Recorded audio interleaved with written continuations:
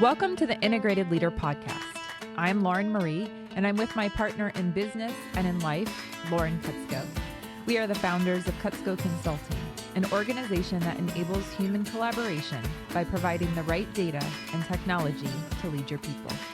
We are introducing a learning program for leaders called The 8 Dimensions of a Healthy Team. As a leader, management and coaching is something you need to be doing every single day. Why not be excellent at it? In this 8-part series, you will be introduced to the basic principles to engage, grow, and align your team for success.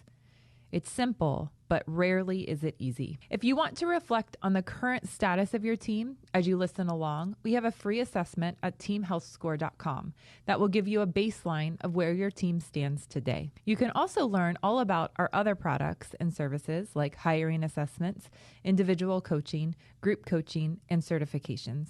Thankfully, there's a growing awareness in many organizations about the benefits of emotional intelligence and the importance of self-reflection. More and more executives are discovering the impact that these have on the multiple bottom lines they are accountable to scale. Business is personal, so let's be good at it. In this episode of The Integrated Leader, we will be exploring the 5th of the 8 dimensions of a healthy team communication. Our goal is to define what it is and have a conversation about how and why it impacts the health of a team and what you can do about it as a leader. Nice to be with you today. It's nice to be with you. So today we're talking about the 5th dimension, communication. Why is communication part of the 8 dimensions of a healthy team? Communication is almost everything. It's 98% of all the things. Yeah. When you're talking about interacting with other people, collaborating, working together, leadership, it's all communication. It is about the exchange of two people. And I think even if you're not necessarily transferring information back and forth, then there's energy moving back and forth. And I think that's what communication means. This is how you and I work together. And what we maybe often think of as written, we've got all kinds of written communication now, text messages, emails, verbal. But what we know about communication is that those things I just mentioned are a very small percentage of how the human body actually receives information.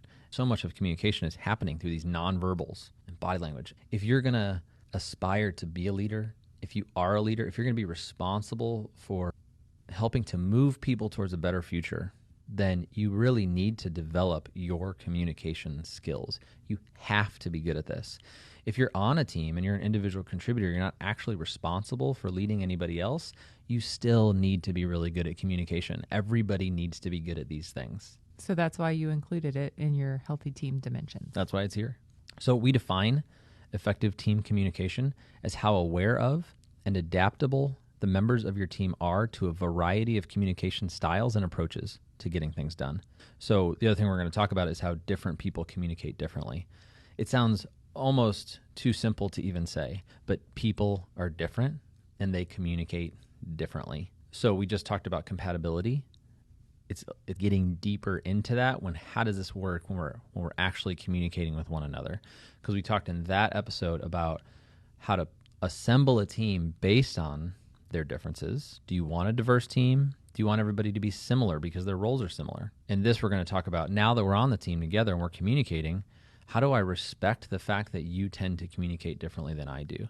How do I appreciate that? How do I adapt myself towards that? And part of the reason that needs to happen is because it really is about the communicator choosing to communicate differently so that the listener receives the information. So there's got to be this feedback loop. You always have to check for understanding. That's a lot of what we're going to be talking about today. Is there a proper way to ask for understanding? Because in the last episode where we were talking about giving feedback, there was a process to follow. Yep. And it was like 4 steps.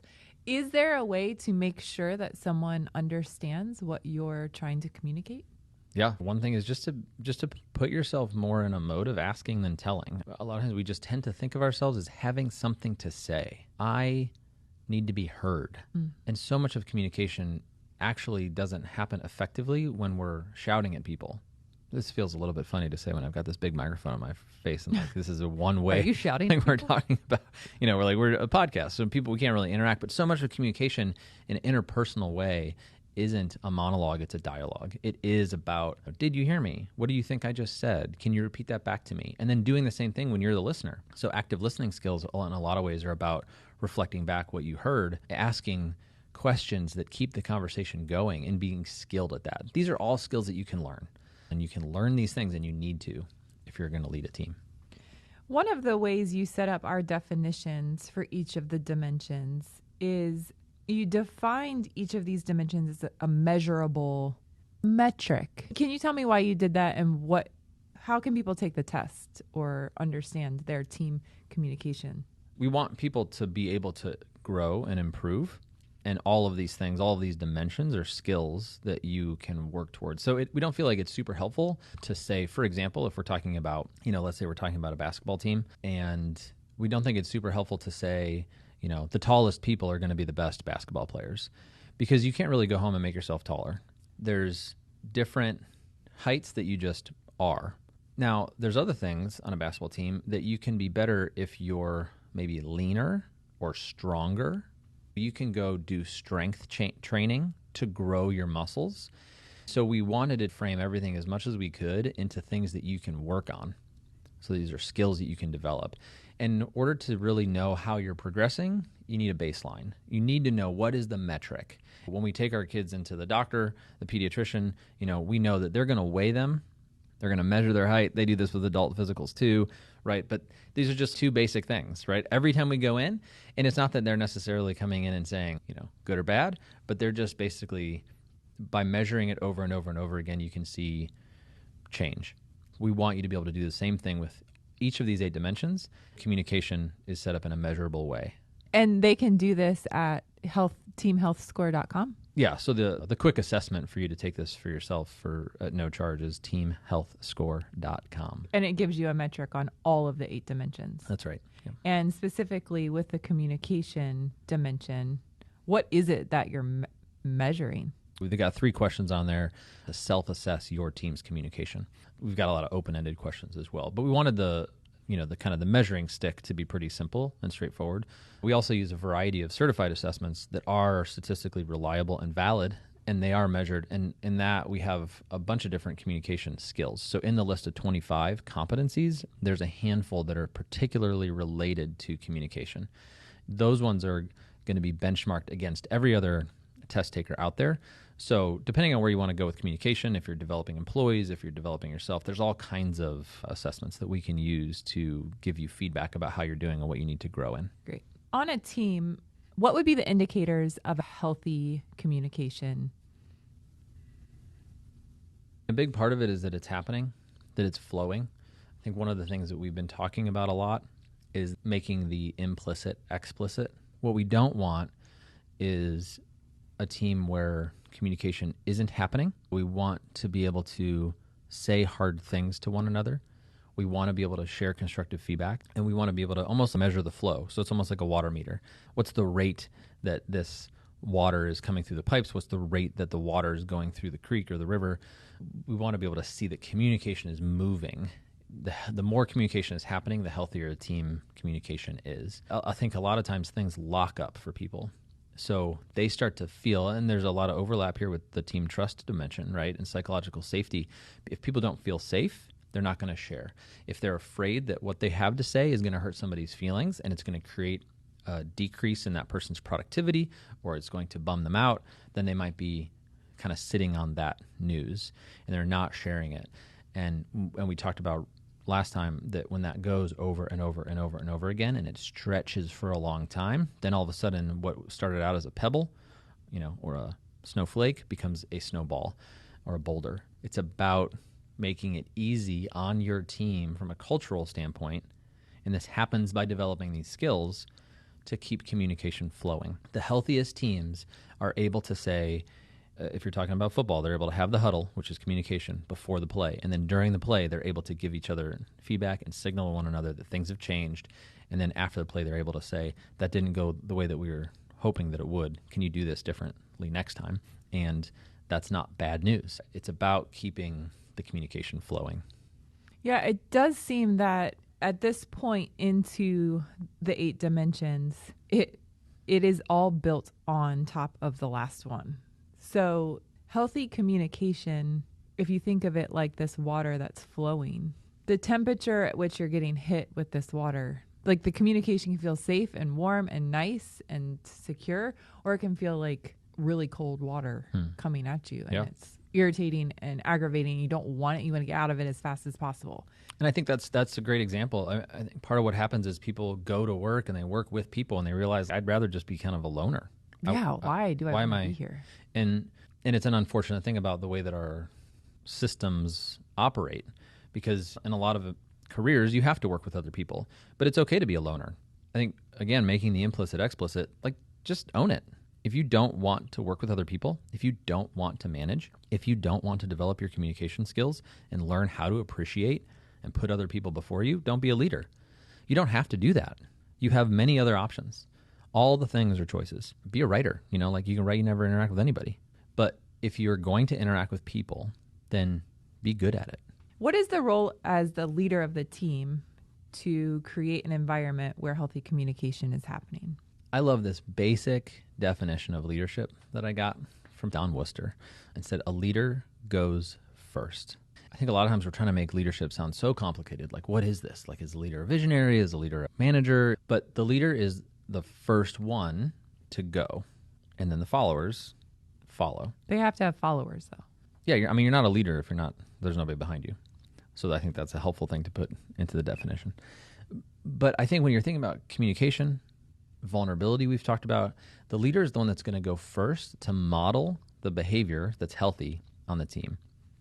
As it relates to communication, that means you can't be, if you want everybody to be really good listeners, you can't spend the whole time talking just because you're the leader. You need to be really good at asking questions and drawing other people out and listening to them. You need to be really good at adapting your communication style. A lot of times what happens on teams is that certain communication styles build up because people have a tendency to put people around them who are like them. Birds of a feather flock together. And what happens is when you get multiple people with similar communication styles, it starts to become harder and harder and harder to appreciate people who communicate differently than that group. So there's this center of gravity that makes it difficult when someone different shows up. The leader really needs to be the one to say, my way is not the best way. There are 1,000 different ways to communicate. And just because my preferences are like this, and I've got a couple other people on the team who are like me, we're all going to do a lot of work to deprioritize the way we tend to communicate so that these other people feel valued and so that they can communicate. And sometimes that's introverted versus extroverted. Sometimes that's people that, show up with a lot to say. They've got a lot of questions. And then there's people on the team that are more introverted that are extremely valuable, but they're not pushing their ideas in front of anybody. Their ideas need to be drawn out of them and pulled. Those are skills that you can develop in yourself and on your team. I think pulled is a strong word. It sounds aggressive. Can we say invite? Permission? Invited out? Made like space? Yeah. You're slightly more introverted, I guess. I'm not going to push my ideas out there. You don't like to be pulled, but you'd rather be invited? I would like to be invited. Hey, Lauren, what's your thought on this? Yeah. And so, you want me to speak? Because I'm not waiting for the silence to shove something in, right? Which I do think other people are. Oh, absolutely, and that's not bad either, no. Right? I think we tend to give people who have a lot of ideas and jump in and interrupt one another. We like to say that that's bad, but neither thing is really bad. It's not bad to wait to be called on, and it's not bad to just interject. Neither one is bad. They're different, and we all need to be good at adapting ourselves. So if you're the type of person who tends to jump in and interject, and maybe you have a tendency towards interrupting others, then you need to be good at knowing how to control that. If you're the type of person that likes to be called on and invited, then it's up to you to realize people aren't always going to do that. When something needs to be said, I'm going to adapt my introverted style into a more extroverted style and volunteer the information that I have. So we all need to adapt. We all need to be able to choose to adapt, know when it's necessary, and we really have to know our starting place. So we have to be self-aware enough to know this is how I show up by default. And then once I know my starting place, then I can choose to change it. Right. And you can understand your starting place by using our assessments and having a debrief with me. That's a big reason why we're doing so many self-discovery coaching sessions, is because people really don't always know how they are. And the feedback that they get from people and the world and their bosses and their coworkers and their parents, just the systems of culture and society give us feedback, and it's not always right. That's a big reason why we value these assessment tools, is because they are validated and real, and we can trust them. We can trust them. You have to trust them to do the things that they're made to do. So you can't use a Myers-Briggs assessment or an emotional quotient or an Enneagram to make a hiring decision, but you can certainly use it to increase self-awareness and awareness of others on a team. So are there ingredients to healthy communication? Absolutely. The 4 skills you need to develop as a leader are listening skills, the skill of empathy, the skill of understanding others, and the skill of adapting yourself towards other people's communication styles. And I think the first one is listening. Listening is a skill that you can develop.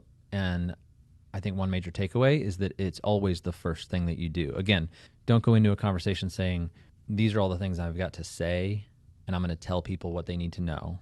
But you go in saying, I'm going to come into the room and ask and listen. And honestly, even when you do have something to tell, to realize that asking may be a better way to convey your message. So it's a skill to be able to know the difference and discern that, and then choose to do the right behavior based on the right situation. Very related to the next thing I would say, which is empathy. Empathy is being able to understand another person's perspective and feelings, and really kind of put yourself into their shoes. That's a skill you can develop. That, again, that's not just like, some people are more naturally empathic than others. They may be, but if you have a low level of empathy, you can measure that and you can grow it and develop just like any other skill. Empathy is a skill. They're slightly different than mirroring and labeling, which are more like techniques to know how to use. So being able to mirror and being able to label doesn't mean that you're a good listener, but what we want to do is understand how humans communicate. And since we know all the things that we do about what's going on in their brains and their neurobiology, we know that mirroring and labeling sends signals that we're listening. We can do those things to help kind of grease the skids and lubricate the conversation a little bit. They're good skills to learn. They can be used for harm. We're not advocating manipulating people, but they're good to know how to do those things. And then understanding, I would call a skill. So, it's kind of a skill. Understanding others, it is certainly a skill. But I think when I put it here, I would almost like it's a milestone or a checkpoint in your team leadership. Have you gone through the process? Have you done the work of understanding the people on your team?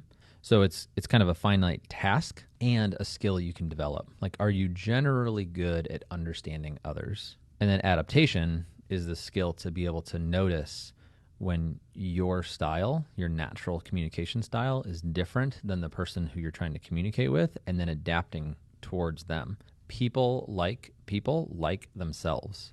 Anytime you want to communicate with another person, you're going to be better off behaving like them than behaving like yourself.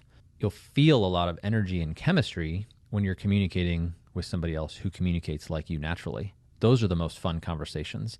You will get positive endorphins from interacting with somebody like you.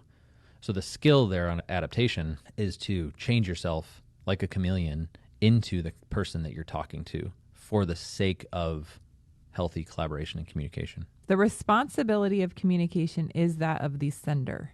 The sender needs to make sure that the listener has heard the message and understands it. Right.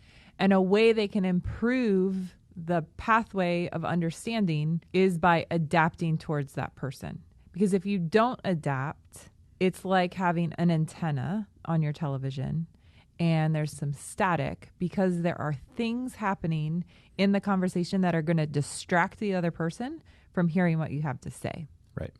But when you adapt and become more like that person, maybe for me, that would be adapting to become more detail-oriented, more precise with my words, more calculated. Then they are going to hear more of what I'm trying to say, and it becomes high definition because they're not going to be confused by my random analogies.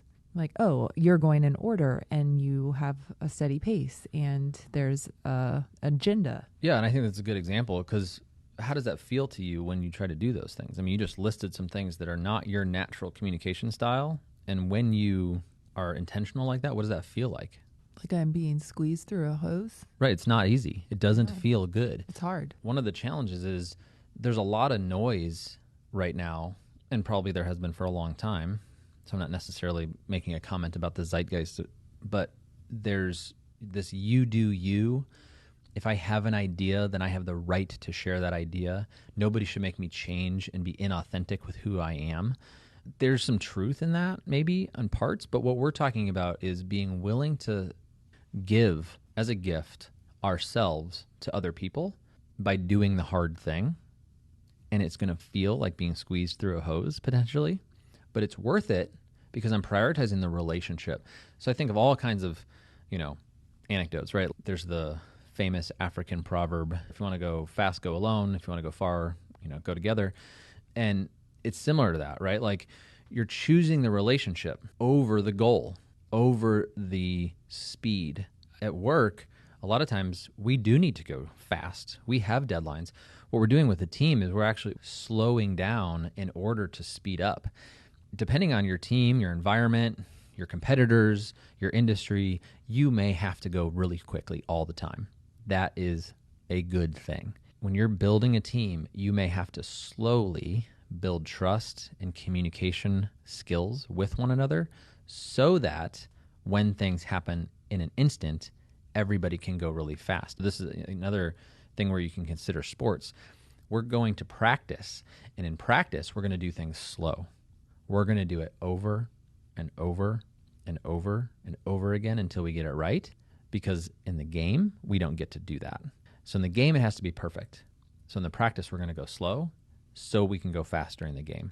It's also hard for me not to think about technology with this. There's all these new things that have come out in text messages, right? Like now I get feedback that my message was received, like it landed on the other phone. Then I get a second message that says that the person has read it with a read receipt. So there's like these new things that are kind of happening that help us be good communicators because we know when the message was received. What's really tempting is to try to be efficient with communication at the cost of being effective with communication. The technology allows us to do things like CC people on an email or send a mass message or do a mail merge or things like that. But every time we choose efficiency, we're decreasing effectiveness. So the most effective communication is going to be one-on-one, synchronous. We're together. I'm sending you a message. I get to see your body language. I get to hear you say that you heard me. I get to have your questions. That's not always practical. So we're working with people on our teams that are all over the world, different time zones. They're doing work when we're asleep. We're doing work when they're asleep. We're trying to communicate a single message to many, many people, hundreds, thousands. It becomes impractical to have one-on-one conversation with thousands of people. So we decrease effectiveness willingly to increase efficiency. But we need to know that when we do that, we're making a choice. There's a trade-off. I would argue that some technology is making it easier to have one-on-one back and forth synchronous conversations in sequence more effectively actually than we can send a mass message in broadcast way. Sometimes we just really have to not be lazy and think through, am I going to send one email to many people and then wipe my hands and say, well, I did that, check, my job here is done, when it would be way more effective to follow up a week later and say, does anybody have any questions? Who got my message? One of the other things I think about with this is wedding invitations. For many people, this is going to be the only time they do this in their whole life. So they make a list of all the most important people to them, and they send out an invitation. And they really want to know who's coming. They have to know. They're going to pay for it. They've got to commit to the venue, to the caterer, or whatever. So they pay for the stamp, and they address the return envelope, and they put it all in there. Like, it's so important for me to get your response that I'm like holding your hand and walking you through this all the way. I give you a deadline, a stamped envelope, an addressed envelope, and I write all the information down. All you literally have to do is put the number. That's all you got to do. So when it's really important, we know what to do on communication. And then what's the last thing you do with wedding invitations when you don't hear back? When the last week after that deadline, you get on that horn and you go through the list and you call the people that you haven't heard back from. And really all communication needs to be like that. When you're deciding not to do that, you're making a deliberate decision. I think in today's culture, having one-on-one conversations can be really vulnerable. That's interesting. What do you mean? I think it goes back to the psychological safety aspect of our dimension. And if that is not there, it feels way safer to send this email or to give this feedback asynchronously through a screen than actually sit with someone and tell them something hard. Yeah, that's a really good point. I mean, we're also seeing a rampant, quick increase in imposter syndrome. And I wonder if that has something to do with it. Like, the scope of this conversation is team leaders. You don't want to have a culture in your team where people are angrily hitting send to a bunch of people on the team after a meeting. You want to say, please don't send email ever if it's controversial. Let's use written word, asynchronous communication like email to communicate facts, not opinions. Let's put opinions into the meeting when people can respond and ask questions. But these things, they're just hard. And one of your communication tools is a face-to-face meeting in the same room. And then you can do a phone call where at least you've got voice at the same time. You can do a video call where you've got body language and voice at the same time. And you want to go through that list in order and know that every time you take a step down that list, you're degrading the quality of the communication. And you might need to do that for certain kinds, but you want to take emotion out of the conversation commensurate with the step that you're on in that ladder of communication tools. So if it's controversial, if the stakes are high, if there's emotions in the mix, then you want to go up the ladder and you want to be face-to-face if you can. Sometimes you can't, but you just want to be aware that I'm going to not force every single thing I have to say into this one email that I'm sending to everybody in the organization on Friday afternoon. I think also something that's at play is there is this sense of urgency at the office. I'm always afraid of interrupting or wasting someone's time when I should already know the answer to this. Yeah. I don't want to waste your time and have an in-person conversation about this. Oh, that's interesting. I mean, that's insightful, right? Because we're talking a little bit about psychological safety, which is willing to share that you don't have the answer. Right. And invite contribution without fear of retribution for not knowing the answer. It's actually, when we're talking about urgency and sort of sending these things and fear of the vulnerability of being together, I keep thinking about emotional intelligence. It's almost like everyone's running around at work with their amygdala hijacked. They're not really living out of their prefrontal cortex. They're operating with kind of their lizard brain. They, for some reason, perceive that they're under threat. So they're hurrying around, sending emails, Slack messages, text messages, all these things, going, I hope I don't get caught for this. I hope I don't get found out. I hope I got to say this really quickly. I'm scared. You're scared. We're all scared. We're just constantly harming each other at work because we're all filled with adrenaline and cortisol all the time. And it's gotten way worse during COVID, right? Because we got like Zoom call, pick the kids up from school, Zoom call, mask. Everything's just sort of freaked out all the time. We're getting too much stimulus. I mean, we can't go into all this in this podcast episode, but it is just interesting. The hurriedness. It is about brain chemistry. It is about threat and cortisol and adrenaline and safety. As the leader of the team, again, it's your job to be the salve that heals people's open wounds and make it a safe environment so that people can be productive. Be the mom. Oh my gosh, the leader's the mom. Bring some maternal instinct into this thing. Get the dinner table ready. Create a warm space for people to gather. All the feminists are sending us messages now that they're upset about this analogy. Why would that upset them? I don't know, because dads can set the table. How many times have you set the table? Here we go. That's another conversation, guys. The feminine energy at the office. Tune in next time. I think that there is something to that, though. The business communication style culturally at most organizations is quick, direct, on task, get it done, ask your clarifying questions. And it's a secondary skill to do as a leader is to build this trust, sit down with them. Hey, who are your kids? How do you like to be celebrated? All of these things that we've talked about already, but it's putting on a different hat. Absolutely. On purpose. Well, and you're naming things that have tended to be masculine And you're also naming things that have been prioritized in the workplace that are much more task-oriented, like a high D. So we use DISC on all of our teams to understand their communication style and their culture. And the things that you just mentioned are very high D things, high C things, right? They're direct, they're task-oriented, it's right or it's wrong, and they're not nuanced. In some ways, there's this bifurcation between those kinds of things being assumed to be corporate and business, and then there's the other skills which maybe are perceived to be a little bit more poetic and story and narrative and art. And so actually we want to bring the left brain and the right brain together. We want whole brain team communication and leadership, and recognizing that this is an issue and that you as the leader are the one that can learn these things and lead your team in this way.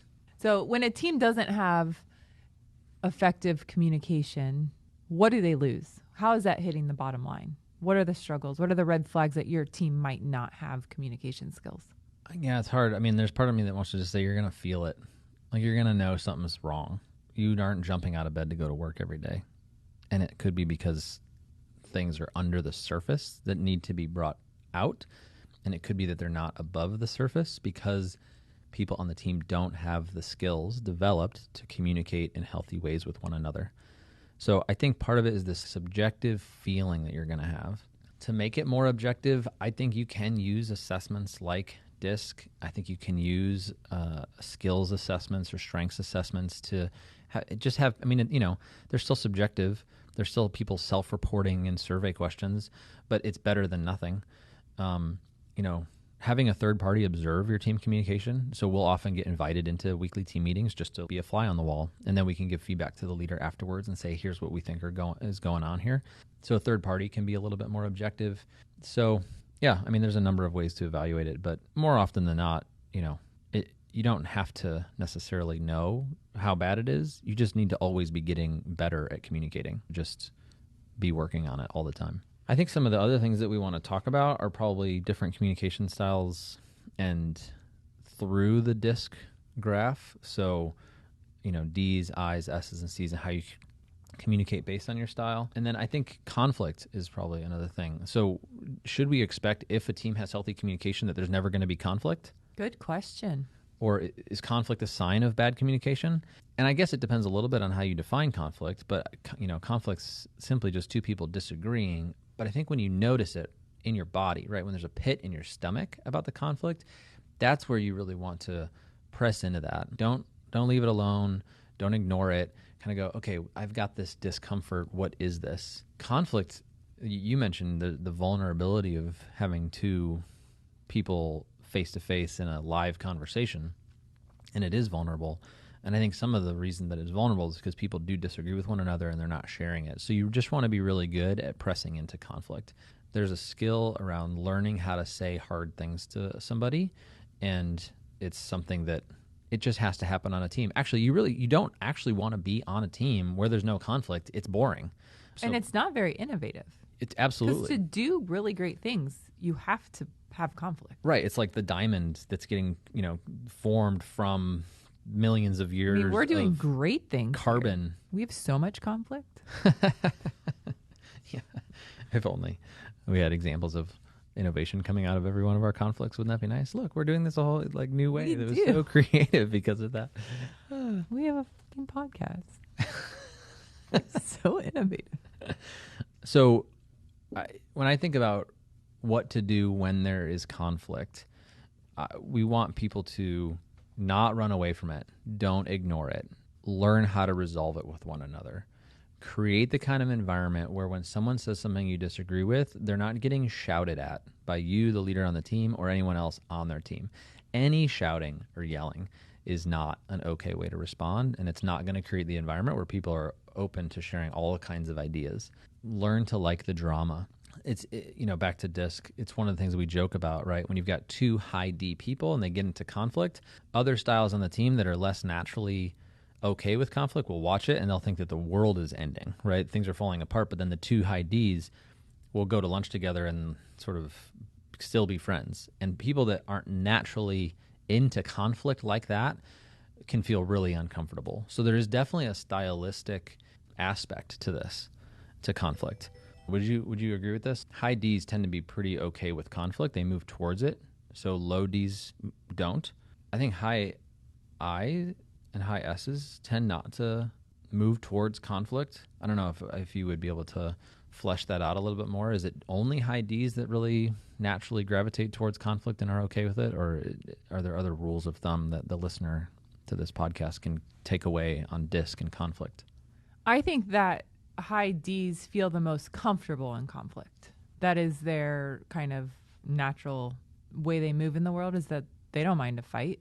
Yeah, in fact, they like it. We talked about the antagonistic environment they like that, creates the activity with a high D, whereas an antagonistic environment decreases the level of activity.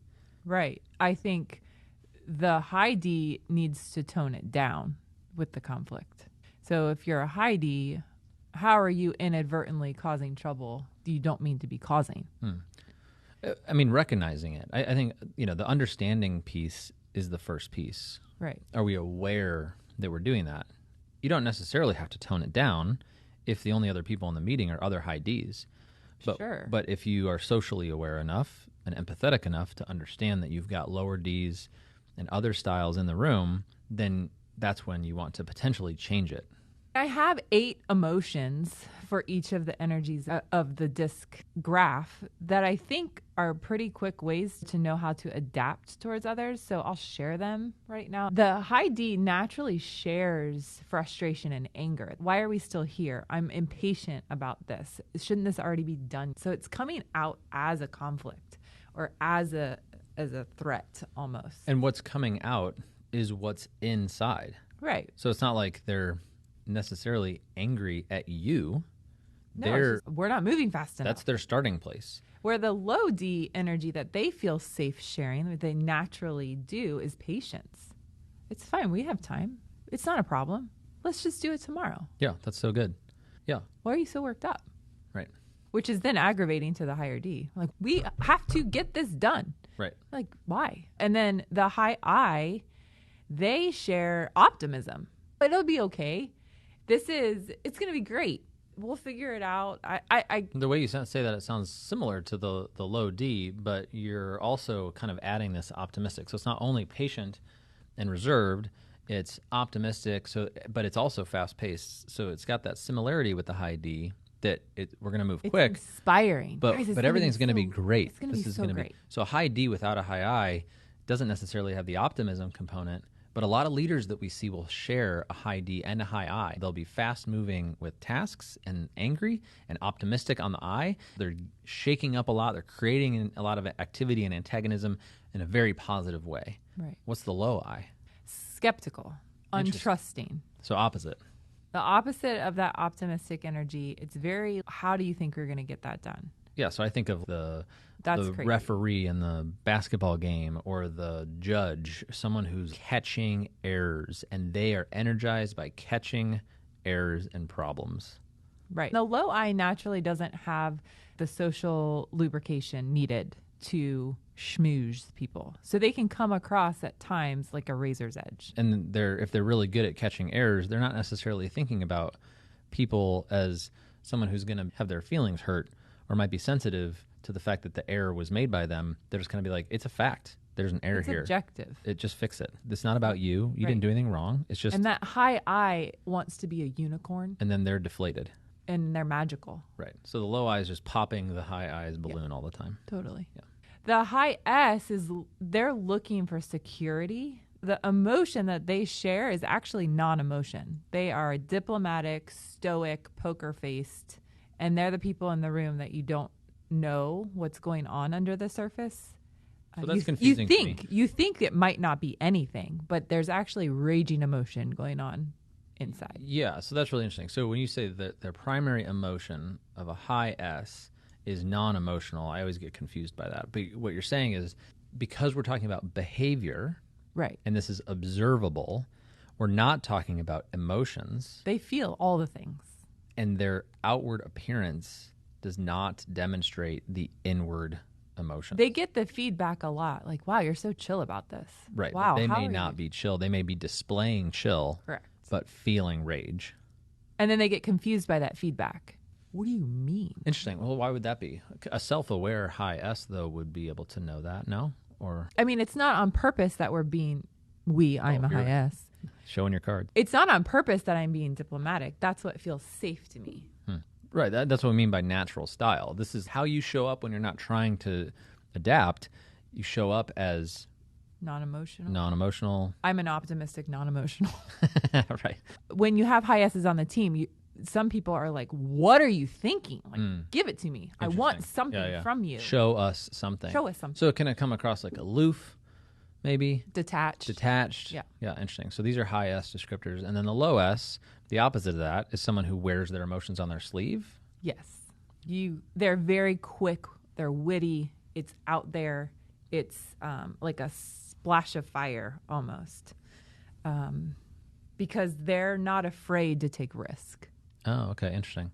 You got the non-emotional high S, and the low S emotion would be all the emotion. Everything. It's just you're wearing it on your sleeve. Yeah. Okay. You get what you get with me. Yeah. Kind of attitude. Yeah. Faith value.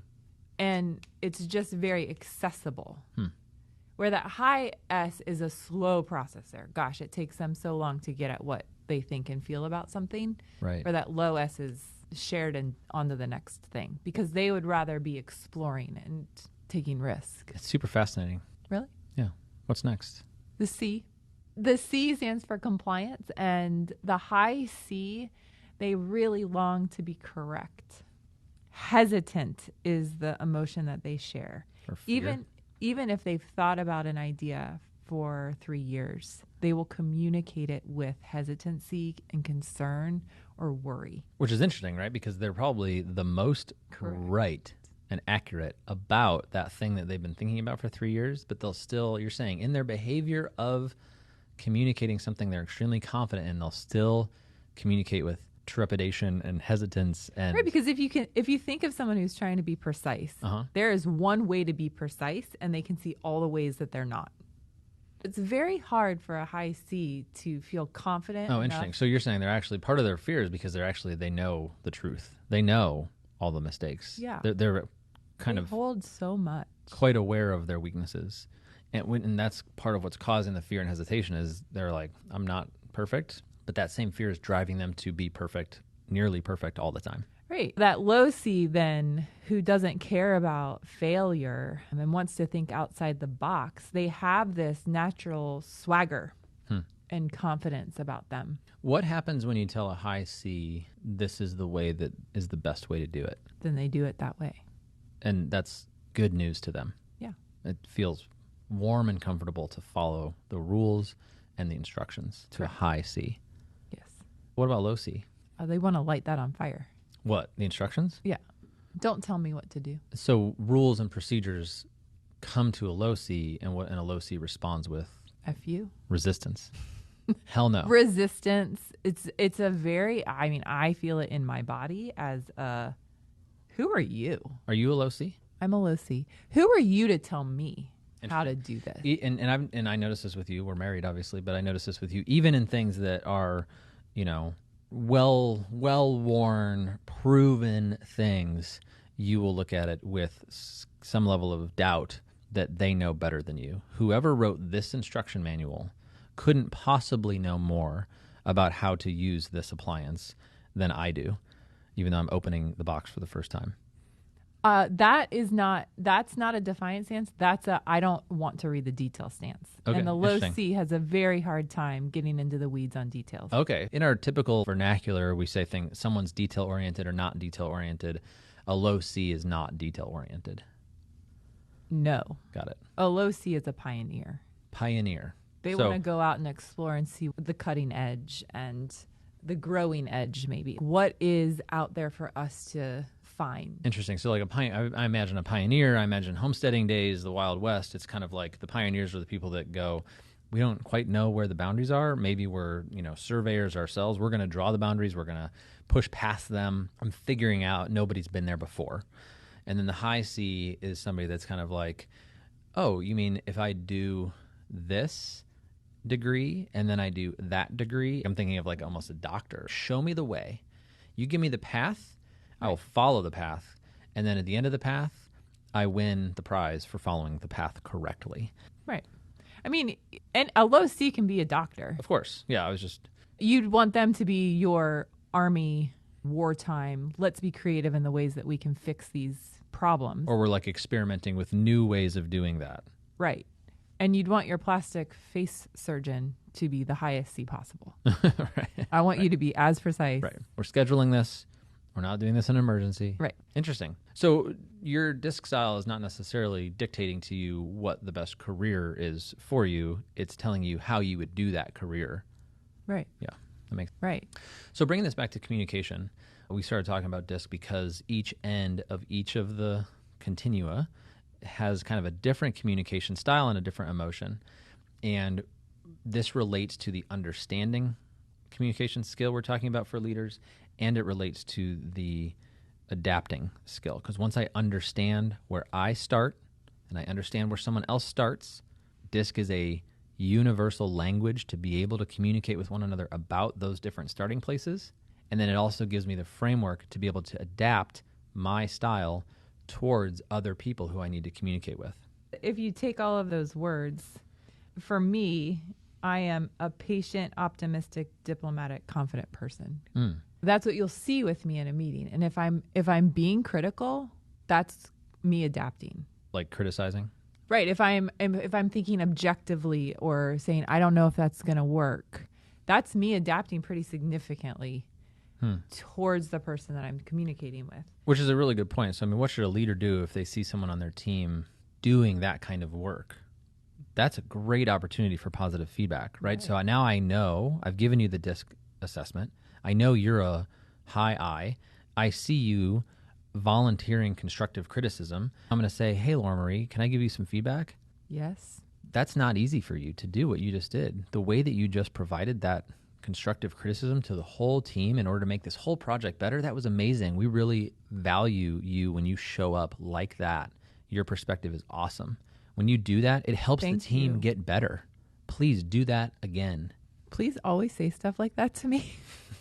Why don't you do that? Oh, maybe it's because you're an impatient, critical, emotional, worried person. God, I feel so vulnerable. I feel so exposed. I can cut that. Yeah. Then once you have those words about the people on your team, it really does help you understand how to adapt towards that person. Oh, I know I'm talking to Lauren. I need to be quicker. He's impatient. Right. Let's get to the point. Right. And there's one temptation that is to discern or to call that a character flaw. So in another list, impatience is a character flaw. Patience is a virtue. Oh, like biblically? Well, sure, biblically, but just everybody would say patience is a virtue, whether you're looking at a list of virtues from the Bible or any other traditional historical text. But patience is a virtue. But when we're talking about communication style, we are not talking about morality. We're not talking about objective right and wrong. That's a great point. Virtues. I think one thing that will get some managers tripped up is they will see their role in the development of their team as so high and pious that they'll be like, I need to help this person be more patient. My feedback then isn't what I just did with you a second ago, where I'm saying, hey, that thing you just did, that was good. Or that thing you just did could be improved.